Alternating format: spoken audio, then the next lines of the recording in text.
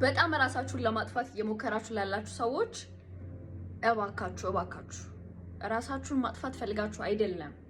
የድሮ ማንነታችሁ በቃኝ እያለ ጊቭ አፕ እያደረጋችሁ ያላችሁት እናንተ ላይ ሳይሆን የድሮ ማንነታችሁ ላይ ነው።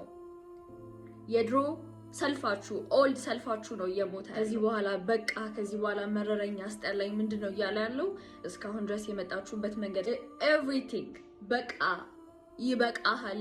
እና ያ ኢጎ ደግሞ መሞት ስለማይፈልግ ያ ኢጎ እንዳይሞት እየተጣጣረ ስለሆነ ነው መሞት እየፈልጋችሁ የመሰላችሁ፣ በጣም የሰለቻችሁ የመሰላችሁ፣ በጣም ደባሪ በቃኝ አልፈልግም ህይወት በቃኝ እያላችሁ ያላችሁት ምንም አይነት ምክንያት ማለት ይችላልላችሁ።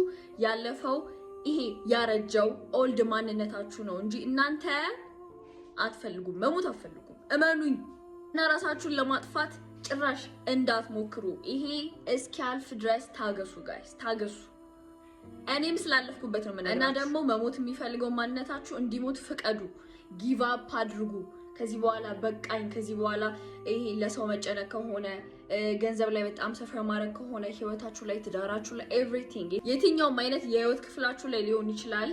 ጊቭ አፕ ማድረግ ወይም ደግሞ ተስፋ መቁረጥ በጣም አስጠላኝ ያላችሁት ነገር እውነትም ያስጠላችሁ ጊቭ አፕ አድርጉ እና እሱ ደግሞ እንዲሞት ፍቀዱ። ፈጣሪ እንዲያግዛችሁ ፍሎ አድርጉ፣ አድርጉ እና እናንተ አይደላችሁም የሰለቻችሁ፣ ያ ማንነት መሞት ስለሚፈልግ ነው እና ፍቀዱ። እንወዳችኋለሁ።